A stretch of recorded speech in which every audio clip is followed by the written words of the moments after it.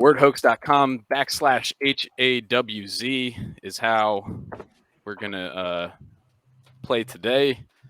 All right, we've got our players in.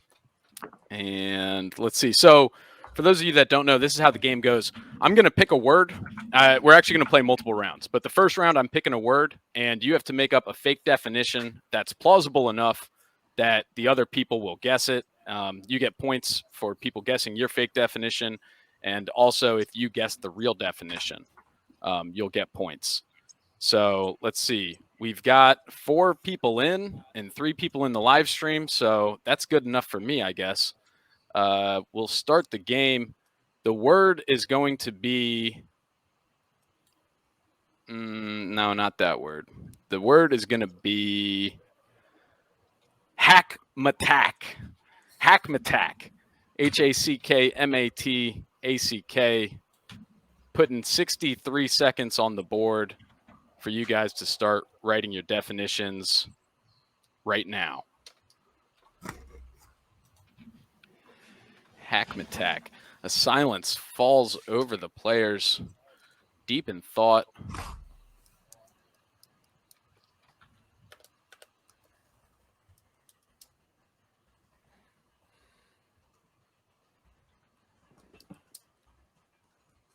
"20 seconds in. No one submitted a definition yet, but that's all right. You still got some time. Orlando is in, which I don't think they're on the live stream, but still very good. I don't know how they're going to guess.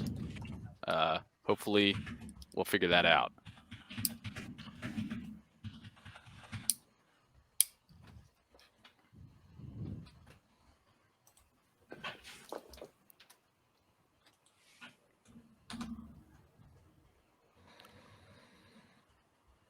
All right, 6 seconds left. Is Baggins going to make it in under time? And he does.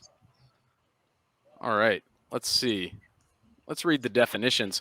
Hackmatack, is it a type of North American tree?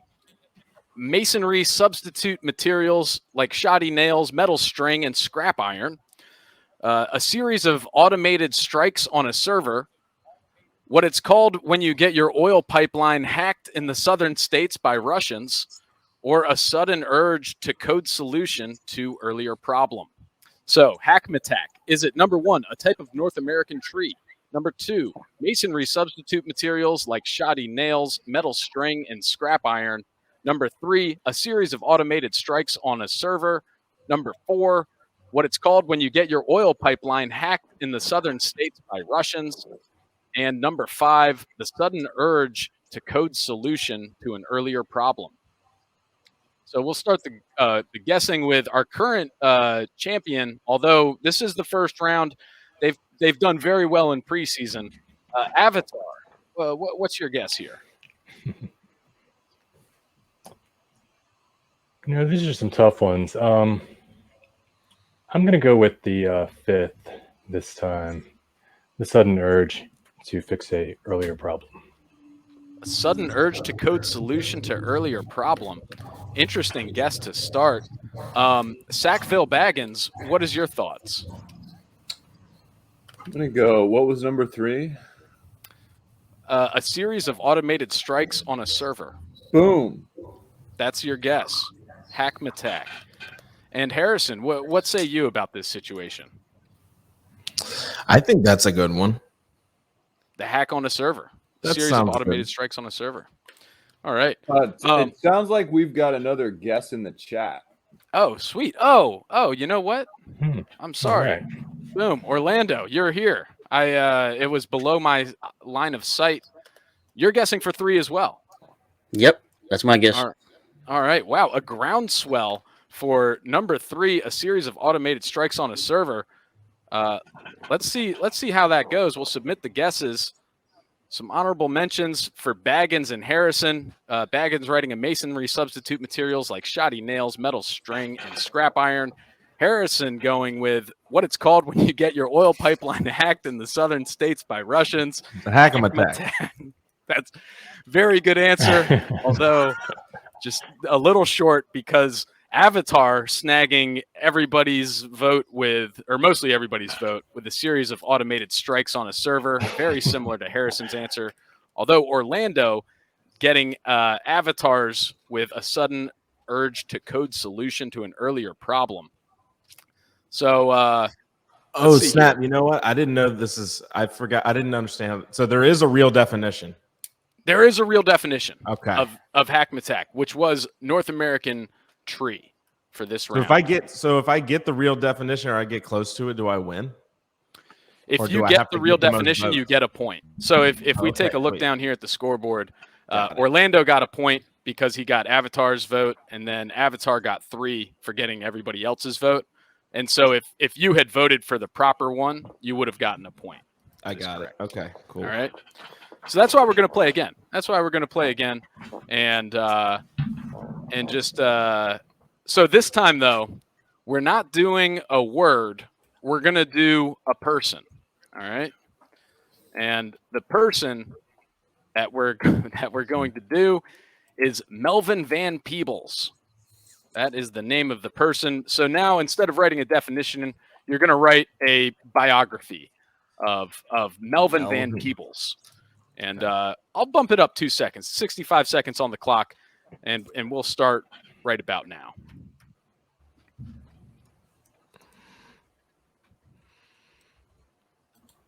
Harrison chuckling at the thought of his definition of Melvin Van Peebles.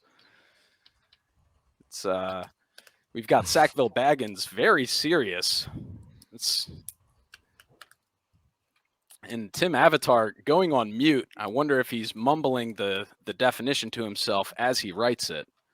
And then Orlando, like a strong poker player in the World Series of Poker tournament, just full screenless, just a picture up there. You can't read him if you tried. Got 18 seconds left for Melvin Van Peebles. Harrison is in. Orlando is in. Will Baggins and Avatar be able to make it with under 10 seconds left? Coming down to the wire here, folks. Avatar is in, but what about Baggins? Yes, he gets it. He got it good. I didn't want anyone counting my keystrokes. I know competition's getting fierce here, so that's fair. I had to mute so you guys didn't know how many times I hit the keyboard. Yeah. Tim Avatar playing the keystroke game. All right, Melvin Van Peebles. Is it number 1, an American actor, filmmaker, playwright, novelist, and composer? He worked as an active filmmaker into the 2000s. Feature film debut, story of a 3-day pass based on his own French language novel, La Permission, and was shot in. Number 2, star of longtime running daytime TV drama about race car drivers. Number 3, the first saxophone artist to play live in a British opera. Number 4, a writer or performer from olden times. Number 5, an American pilot shot down over enemy territory in the Pacific during World War II. So again, here are your options for Melvin Van Peebles. An American actor, filmmaker, playwright, novelist, and composer. He worked as an active filmmaker into the 2000s. Feature film debut, the story of a 3-day pass, was based on his own French language novel, La Permission, and was shot in. Number 2, star of a long-time running daytime TV drama about race car drivers. Number 3, the first saxophone artist to play live in a British opera. Number 4, a writer or performer from olden times. Or number 5, an American pilot shot down over enemy territory in the Pacific during World War II. All right, so we're going to start the voting here. Can you throw those up on the screen? I'm just a visual. Is that possible? Well, unfortunately, I already moved to the next screen, so I can't. Fair enough. But I hear you on that. We're going to go to Avatar. He's in the lead. Let's see what he's got here. I like a couple of them, to tell you the truth. That first one's pretty convincing, but I feel like it cut off a little. I don't want to skip too much away. The fifth one is what I'm going to go with, though. The World War I. An American pilot. World War II pilot. Shot down. Yes, Interesting. Debating between 1 and 5. goes with number 5. Orlando weighing in on the chat with number 3. Is there a specific reason why? I don't know. I'm gonna go with my gut. I'm gonna stay low to 3. All right, there you go. It was Tim Avatar's vote last time, and let's see if you'll give that vote to him again. Baggins, what are your thoughts here? The saxophone in the opera is so specific. I'm overwhelmed by it. I've got to go 3 as well. The first saxophone artist to play live in a British opera. Harrison, are you going to go with the crowd and do number 3, or what are your thoughts? I'm going number 1. It seems the most real. All right. He's going with the reality of the situation. Saxophone artists in operas, American pilots getting shot down in the Pacific just don't seem quite right. So let's see. Let's bring in the results here. Honorable mentions going to Orlando, with the star of a long-time running daytime TV drama about race car drivers, and Harrison, a writer or performer from olden times. Baggins snagging a vote from Avatar, with an American pilot shot down over enemy territory in the Pacific during World War II. And Avatar, again, getting 2 votes, with the first saxophone artist to play live in a British opera, getting Baggins and Orlando. Harrison, meanwhile, selecting the correct definition of an American actor, filmmaker, playwright, novelist, and composer, worked as an active filmmaker into the 2000s, etc., etc. I swear that was Avatar just tick-tocking away over there. He got us all. He got in everybody's head with the long keystrokes, right? Yeah, that's the. I really thought if anybody could type all that quickly, and actually have it cut off at the end, I mean, that's a whole biography. So I was confused about that, but yeah, good job. All right, so now let's see. We've got Avatar coming out with a pretty hefty lead here with 5. Baggins, Orlando, and Harrison all have 1 apiece. So there's still a chance. I mean, if you guys sweep the next round, I think that'll, you've got a fighting chance. Let's just put it that way. So we'll play one more round. And let's see this time. I got to take this off the screen now. This time, what we're going to do is a movie. So the movie title is Tomorrow I'll Wake Up and Scald Myself with Tea. Okay, that is the name of the movie title. And you have to come up with the plot line for that movie. So since it's we'll add 5 more seconds here. So we've got 70 seconds on the board. And we'll play starting right now.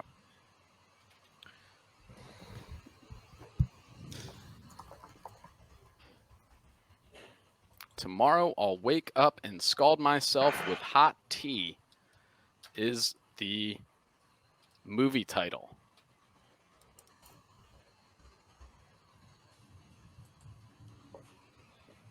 Very tense moment here in Word Hoax, as we've got 3 players trying to overcome a commanding lead held by Avatar. Avatar not taking any chances last round, not taking any chances this round, going on mute to make sure the keystrokes can't be heard. Orlando, per usual, behind the picture and muted. Harrison and Sackville Baggins, they don't mind. They're out here unmuted, showing emotion. Harrison's in. We've got 14 seconds left. And, it's a hard cutoff, folks. There's not a lot of leniency here in the Word Hoax world. Avatar, Orlando putting it in. And, look at that. Baggins can't seal the deal. Whoa. Misses the cutoff. We're going to have to More read like those Slowville Baggins. Oh, man. So, tomorrow I'll wake up and scald myself with hot tea. Is it Jan is a decent, boring man living a decent, boring life as a rocket designer. When his adventurous twin brother dies in a breakfast accident, Jan decides to impersonate him, unwittingly becoming part of a Nazi time travel conspiracy. Number 2, a brief story of a single mother trying to make ends meet at her local diner. Number 3, a heart-wrenching drama starring Ying Ma Li as Ui Hui Shun. Or number 4, a Jewish mother watches her small German town slowly come under the grips of the Nazis in this 1967 French film. Wow, a little bit here of a trend with Nazi Germany. So number 1, Jan is a decent, boring man living a decent, boring life as a rocket designer. When his adventurous twin brother dies in a breakfast accident, Jan decides to impersonate him, unwittingly become part of a Nazi time travel conspiracy. Number 2, a brief story of a single mother trying to make ends meet at her local diner. Number 3, heart-wrenching drama starring Ying Ma Li as Ui Hui Shun. Or number 4, a Jewish mother watches her small German town slowly come under the grips of the Nazis in this 1967 French film. So there you have it. Let's start the voting. And we'll keep going with the current leader, Avatar. What are your thoughts here? I'm going to go. Well, my thoughts first off is I got a comfortable lead. So I'm just going to go with the most impressive, I think, which would be the first one. If anybody got that creative just now, I think they deserve my vote. So I'm going with the top. With the Interesting. Jan is a decent, boring man living a decent, boring life as a rocket designer. When his adventurous twin brother dies in a breakfast accident, Jan decides to impersonate him unwillingly, becoming a part of a Nazi time travel conspiracy. Wow. Huge Underestimating all of his opponents, saying that you guys can't be that imaginative. Let's see if anyone else agrees. Harrison, what are your thoughts on the situation?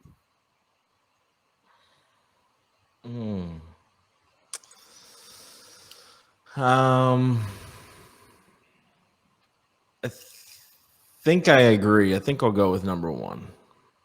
Harrison flanking Tim Avatar to go with the boring man who becomes an unwitting part of a Nazi time travel conspiracy.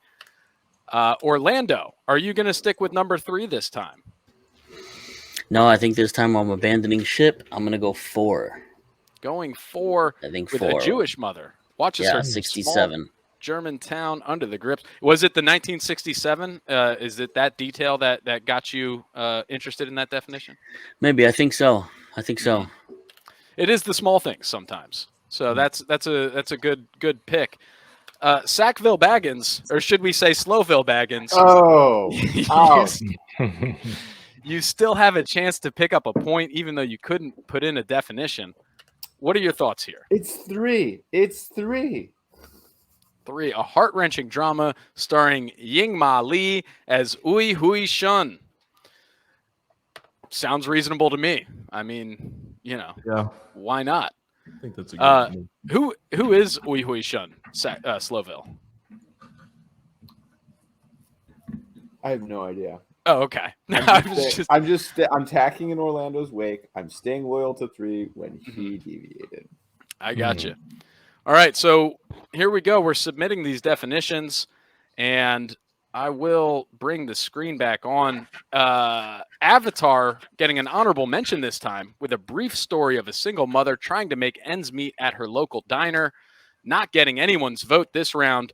Orlando and Harrison both picking up a vote. Orlando grabs Baggins's with... That's why he deviated from 3. Wow. You should have seen that one coming. And Harrison tapping into the zeitgeist of a Jewish mother watches her small German town slowly come under the grips of Nazis. Also throwing in the significant detail that it's a 1967 French film, which got Orlando's vote. That was amazing that he was so close there. Yeah. That's amazing. Bizarre. It's something to that there. And then the real definition, Harrison and Avatar selected it. Jan is a decent, boring man living a decent, boring life as a rocket designer. When his adventurous twin brother dies in a breakfast accident, Jan decides to impersonate him, unwittingly becoming part of a Nazi time travel conspiracy. A lot of stuff going on in there. Rocket design. I think we should definitely Google that and find out and see what year that came out and if it was really a French film or not. Right? Yeah, if it was a French gonna film look in it up. 1967, that would be uncanny, actually. So here we go. 1977. Look at that. Wow, Look at that. That's not bad. That's pretty close. Yeah, And Harrison, it's a you Czech got to film. tap into that mindset a little more. It's a Czech film. Sounds about right. I would watch it. Honestly, it sounds very intriguing. So yeah, let's that's it. So let's go to the finale. I mean, we've got Tim Avatar with 6, Harrison with 3, Orlando with 2, and Baggins with 1. And there you have it. Avatar on top with his definition, hack 'em attack, which really propelled him throughout this whole series. A series of automated strikes on a server. Harrison in second, Orlando coming in third. So let's get down to the post-game interview.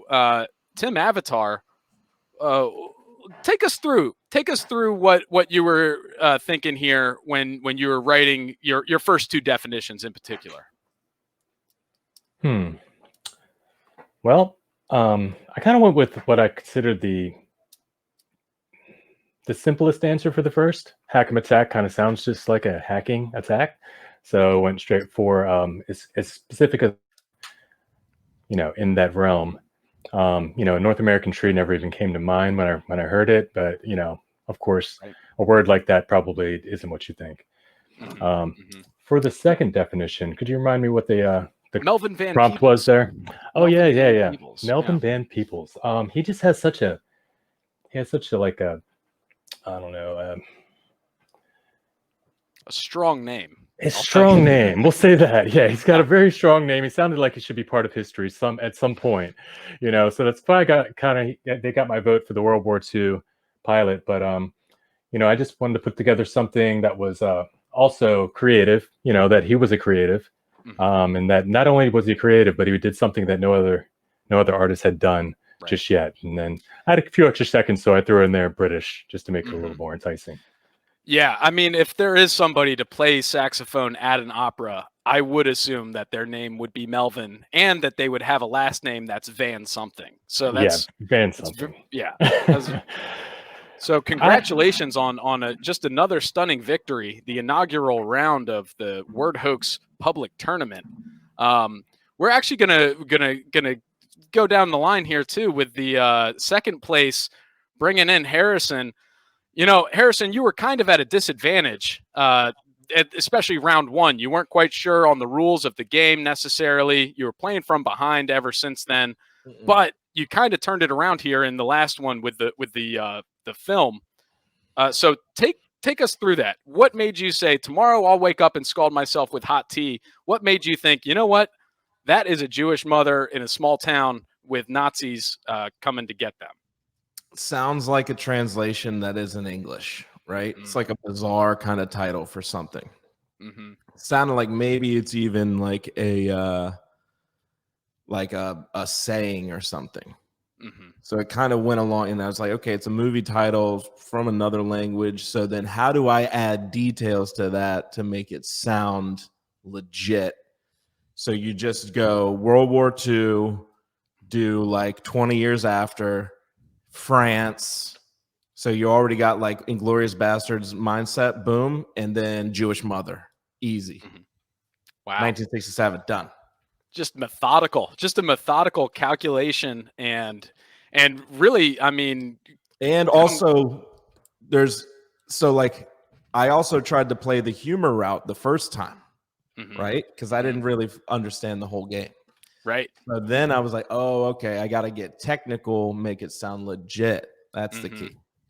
Yeah. I mean, the humor route can work in certain situations, but if the crowd isn't feeling it, or if the other players aren't feeling it, and they're not going to give you the hey, I liked hack 'em attack, that, hacking the Russian pipeline, that's funny.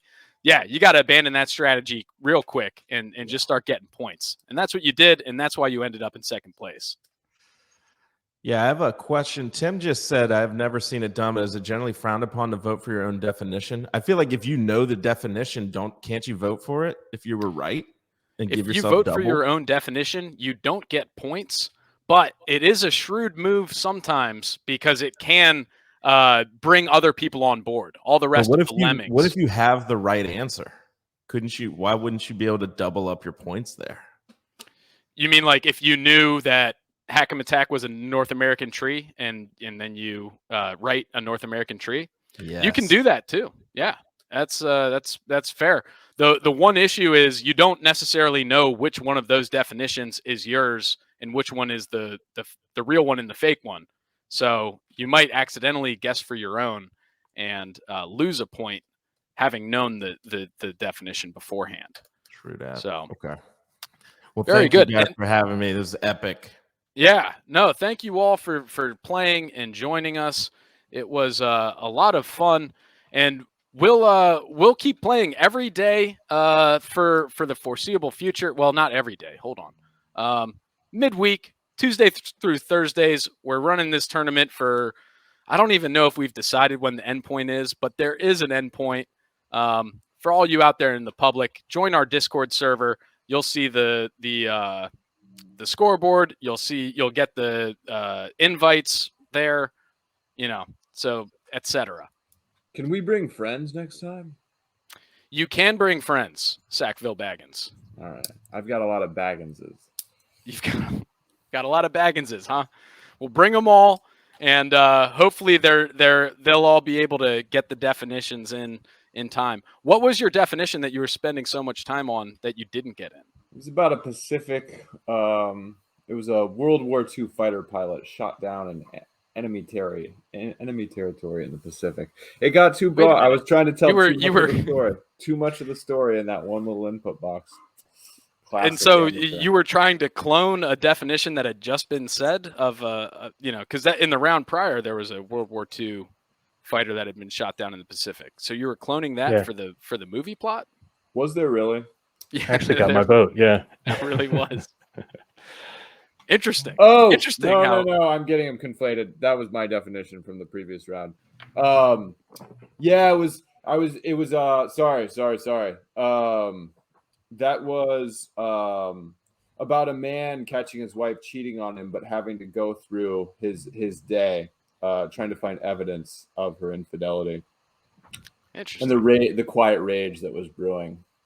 Ah, that sounds like that's where you probably got lost. Was trying to emphasize that quiet rage, and you should have just let everyone else assume that there was that rage. Harrison's clinical, quick, methodological attack was the way to play it.